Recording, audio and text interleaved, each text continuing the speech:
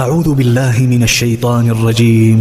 بسم الله الرحمن الرحيم. نتوسل بالحبابة والبتول المستطابة والنبي ثم الصحابة. Kata Iqra yang kita baca artinya bacalah, dan hal ini menunjukkan bahwa ilmu itu sangatlah penting, Bu. Apalagi perempuan. Jangan sampai kita bilang ilmu ya udah deh masuk dapur lagi, buat apa nuntut ilmu? Kata siapa, Bu? Madrasah pertama seorang anak itu seorang ibu atau seorang ayah? Seorang ibu. Maka dari itu seorang perempuan itu harus memiliki ilmu. Dan punya ilmu bukan berarti harus kuliah, tidak. Harus sekolah, enggak juga. Ilmu itu bisa kita dapatkan di pengajian-pengajian, di majelis-majelis taklim, di tempat-tempat lainnya. Mau kuliah silahkan, tapi bukan berarti harus kuliah. Intinya ilmu itu bisa kita dapatkan di mana saja. Bahkan banyak dari orang-orang tua kita yang punya ilmu hikmah, yang kalamnya semua penuh dengan hikmah. Karena apa? Karena beliau-beliau ini memahami tentang kehidupan, faham dengan apa yang seharusnya dan apa yang tidak boleh, mendengarkan kisah-kisah orang-orang soleh, sehingga bisa untuk mencontoh mereka. Dan semoga kita semua bisa menjadi hamba Allah yang berilmu. Karena ilmu itu penting. Karena salah satu peran ibu yang begitu penting adalah mendidik anak. Kita menjadi sekolah pertama bagi anak kita. Kita mendidik anak kita. Kalau nggak punya ilmu gimana, Bu? Susah. Ilmunya nggak usah yang gimana-gimana. Yang penting kita taklim, hadir majelis, kita faham hadis, kita ngerti apa yang Rasulullah anjurkan, kita bisa terapkan di kehidupan kita sehari-hari. Karena kalau kita mau anak kita harus jadi orang baik, misalkan anak kita harus begini, harus begitu, tapi terkadang kita ini lupa, Bu. Kita nggak lihat diri kita. Kayak misalkan kita kalau mau nanam benih, ibu mau nanam benih nih, Bu, sayuran atau buah, ditaruh di tanah yang tandus atau yang subur. Berarti benih tersebut harus diletakkan di tempat yang baik. Itu anak pertama kali akan muncul ke dunia, dia di perut bapak atau di perut ibu? Dia di perut seorang ibu. Maka dari itu, sebagai seorang ibu, selain kita menyiapkan ilmu untuk anak kita nanti, hal yang tidak kalah pentingnya kita harus bisa untuk memperbaiki diri. Gimana caranya kita memperbaiki diri? Yaitu dengan mengintrospeksi diri. Dari salah satu kutipan khutbah Sayyidina Umar bin Khattab, Amirul Mukminin, yang dimana beliau mengutip perkataan hasibu anfusakum qabla an tuhasibu. Jadi maksudnya periksalah diri kamu sebelum kamu diperiksa. Jadi hal ini kita bisa gunakan untuk memperbaiki diri kita. Dan yang kedua, kita juga bisa menggunakan ini agar semakin beriman dan ringan nanti hisabnya di hari akhir. Gimana kita introspeksi diri, kita lihat apa aja yang kita lakuin dari mulai terbit matahari sampai terbenam matahari. Nanti udah terbenam matahari kita merenung, misalkan sebelum tidur. Kita lihat, tadi siang, tadi saya habis subuh zikir. Kalau kita menemukan ketaatan, maka kita mengucapkan alhamdulillah, kita syukuri. Tapi ketika kita ketemu sama maksiat, tadi di pasar saya ngomongin orang nih sama tukang dagang. Nah, kalau kita nemuin maksiat kayak gitu, berarti kita harus beristighfar. Jadi pertama-tama kita jangan mau anak kita begini begitu, tapi kitanya tidak mempersiapkan diri. Kalau benih mau semahal apapun kita beli biji itu, kita beli benih itu, kita taruh di tanah yang tidak subur, numbuh gak, Bu? Tidak akan tumbuh. Jadi yang harus kita persiapkan juga diri kita. Dan yang menariknya ada kisah. Jadi kisah ini menceritakan tentang Said Nursi Badi'uz Zaman. Beliau ini orang Turki, ulama besar di Turki. Namanya Nursi, Said Nursi. Di sana dipanggilnya pakai panggilan Said Nursi. Badi'uz Zaman itu julukannya. Apa Badi'uz Zaman? Badi'uz Zaman artinya keajaiban zaman. Beliau itu dijulukan dengan keajaiban zaman saking pinternya, saking luar biasa Said Nursi ini. Sampai orang-orang tuh heran, kok anak ini bisa begini pinternya. Dari dia kecil orang-orang udah tahu kepinterannya. Sampai akhirnya jadi ulama besar di abad ke-19. Abad ke-19 nggak lama, kita baru di abad ke-21. Ternyata Bu, Said Nursi bisa jadi ulama sehebat itu bukannya tiba-tiba muncul, tidak ada usaha dari orang tuanya. Jadi kisahnya, kedua orang tua Said Nursi ini adalah orang yang sangat menjaga sekali, wara sekali. Dia menjaga, dia menjauhi hal-hal yang syubhat, dia menjauhi hal-hal yang bukan, kalau yang haram udah pasti dijauhin, ini yang syubhat dia jauhin juga. Sampai ada kisah ayah Said Nursi sebelum punya anak itu kalau lagi mengembala kambing domba, dia lagi gembala, itu dombanya diikat mulutnya sampai nyampe ke padang lapang yang punya umum. Karena kenapa? Karena dia takut kambingnya dia itu makan rumput orang. Dia takut dombanya itu makan rumput dari rumput orang. Mungkin orang kalau dimakan juga nggak apa-apa kali Bu ya. Kita punya rumput dikit tiba-tiba domba lewat makan kita juga nggak masalah. Tapi saking menjaganya sampai kambingnya aja seperti itu. Itu kambingnya apalagi orangnya. Itu ayah dari Said Nursi Badi'uz Zaman. Tapi nggak kalah hebat juga ibunya. Suatu hari ibunya ditanya oleh seseorang wanita.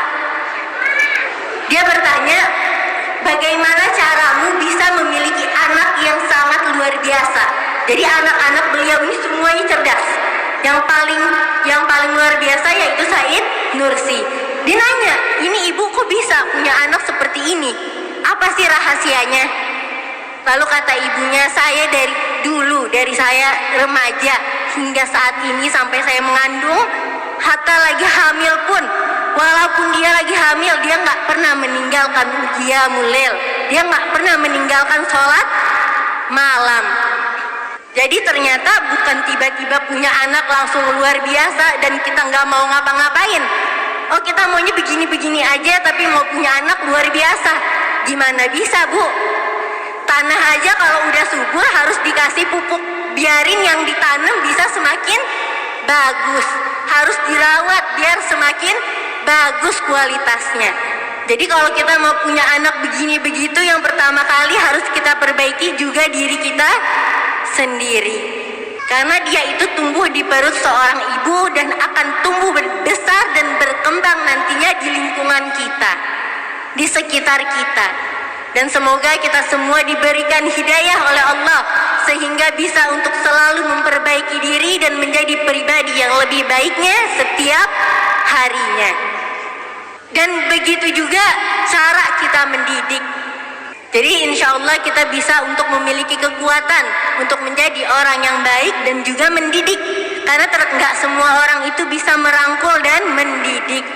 Jadi insya Allah kita diberikan kekuatan tersebut. Sampai ada kisah. Jadi saat itu Al-Habib Ali Al-Habsyi, pengarang kitab Maulid Simtud Durar, waktu masih remaja, masih baru-baru besar seperti itu, ibunya bilang apa ke Habib Ali? Ibunya bilang, wahai Ali, aku tidak akan ngakuin kamu sebagai anak aku sampai kamu bertemu dengan Rasulullah. Akhirnya Habib Ali bingung nih gimana cara ketemu Rasulullah. Berarti kan harus benar-benar ibadah yang benar, baca sholawat yang banyak, memperbaiki diri. Akhirnya Habib Ali udah berusaha sampai akhirnya bertemu di mimpi. Bermimpi bertemu dengan Rasulullah. Langsung dia bahagia. sekitar umur 20-an itu terjadi. Langsung ngabarin, Bu, saya udah ketemu sama Rasulullah. Di mana? Di mimpi. Ibunya nggak mau di mimpi, ibu mau kenyataan, didatengin sama Rasulullah, sama ruhnya Rasulullah. Akhirnya udah, dia usaha lagi, makin gede lagi usahanya untuk bisa bertemu dengan Rasulullah. Yang akhirnya Rasulullah datang. Rasulullah datang, lalu dia langsung dipanggil ibunya dengan bahagianya. Dia bilang, ibu, saya udah bertemu Rasulullah, sekarang saya mau bawa nih. Udah datang sekarang. Berarti kalau udah didatengin, udah orangnya berarti luar biasa atau biasa aja. Dan itu juga dari cara mendidik. Jadi ngedidiknya sampai seperti itu. Bukan anak salah kita belain. Bukan akhirnya dia berantem sama orang, dia yang salah, kita yang ikut berantem sama orang yang berantem sama dia. Kita bela-belain, itu cara yang salah. Kalau anak salah, kita salahin, kita berikan hukuman. Tapi hukumannya bukan yang sampai berdarah-darah ya, Bu. Kita hukum, kita setrap, atau kita kurangin uang jajannya, atau kita nggak kasih jajan 3 hari. Karena anak kecil paling demen jajan, Bu. Nggak dikasih jajan dia sedih. Jadi itu dia yang paling penting untuk menjadi seorang ibu sebagai madrasah pertama bagi anaknya. Jadi jangan lupa kita harus perbaiki diri kita dan juga menciptakan lingkungan yang baik untuk anak, dan tidak lupa cara mendidik anak tersebut. Jadi banyak banget orang-orang dulu tuh kalau mendidik anak luar biasa. Jadi kalau ada orang tiba-tiba dia jadi sosok yang begitu mulia, yang begitu luar biasa kecerdasannya seperti Al-Imam Syafi'i. Kita di Indonesia pakai mazhab apa, Bu? Pakai mazhab Imam Syafi'i. Dulu Imam Syafi'i yang pertama kali mengajarkan Quran kepada Al-Imam Syafi'i radhiyallahu anhu, yaitu adalah ibunya. Ibunya adalah yang pertama kali mengajarkan Imam Syafi'i Al-Quran. Dan tidak sampai di situ, itu dididiknya betul-betul sampai akhirnya Imam Syafi'i itu merantau untuk menuntut ilmu. Suatu saat udah lama merantau menuntut ilmu, Imam Syafi'i udah jadi ulama besar di usia yang begitu belia. Akhirnya udah bisa ngajar dan sebagainya, pulang ke ibunya, bawain ibunya oleh-oleh banyak gitu, bawain ibunya harta yang banyak. Akhirnya sampai di rumah, ibunya bilang apa, Bu? Ibunya bilang, bukan ini yang ibu harapkan. Maksudnya ibunya nggak ngarepin harta dari anaknya. Ibunya nggak ngarepin anaknya itu jadi orang yang apa, yang mungkin Imam Syafi'i datang membawa harta juga untuk menyenangin ibunya. Ternyata ibunya pendidikannya lebih lagi. Bilang, saya nggak butuh ini. Saya mau pokoknya udah kamu jalan lagi, jangan pulang dulu. Maksudnya apa? Maksudnya jangan sampai kamu pikir ibu ini akan senang dengan harta. Ibu ini senang dengan anaknya berhasil di ilmunya, berguna bagi agama, berguna bagi agamanya. Ibunya udah senang bagi masyarakat umum dan sebagainya. Jadi intinya jangan sampai Imam Syafi'i itu mikir ibunya mengharapkan harta dari anaknya. Akhirnya udah Imam Syafi'i balik lagi, merantau lagi, datang-datang udah nggak bawa harta apa-apa. Maksudnya cuma bawa dirinya dan apa-apa yang telah ia capai. Jadi intinya kita ini ngedidik anak kalau mau jadi orang benar, mau jadi orang luar biasa, nggak tiba-tiba muncul ya, Bu. Yang ngedidik siapa? Ibunya. Dan ada hal yang menarik lagi. Jadi di Mesir itu, Bu, setiap masjid ada yang namanya syekh. Jadi kalau mau hafalin Quran bisa setor ke syekhnya.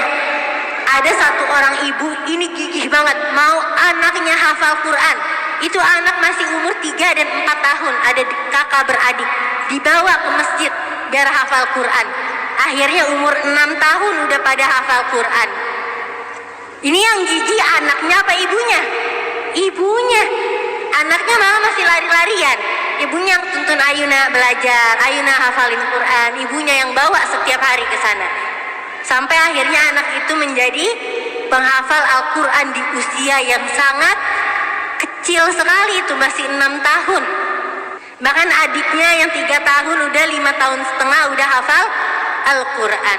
Jadi semua itu ada jerih payah seorang ibu. Itu anak jadi seneng sama ilmu, itu anak jadi seneng sama Al-Quran. Kalau kita diemin aja dia nggak ada yang menuntun. Tapi dengan tuntunan orang tua, dengan tuntunan seorang ibu, semua itu bisa untuk terrealisasikan, menjadi kenyataan. Jadi penting nggak seorang ibu punya ilmu? Penting. Penting nggak seorang kita ini hadir ke majelis-majelis taklim? Penting. Kita ambil ilmu dari mana-mana. Dan semoga apa-apa yang saya sampaikan ini bermanfaat dan kita semua bisa untuk mengintrospeksi diri masing-masing dan menjadi pribadi yang lebih baik lagi. Dan mohon maaf apabila ada salah-salah kata atau ada penjelasan yang kurang jelas atau berlibat-libat. Mohon maaf karena semua kesalahan datangnya dari diri saya sendiri dan kebenaran hanya dari Allah Subhanahu wa ta'ala. Hadani Allah wa iyyakum ila siratal mustaqim. Wassalamu alaikum warahmatullahi wabarakatuh. نتوسل بالحبابة والبتول المستطابة والنبي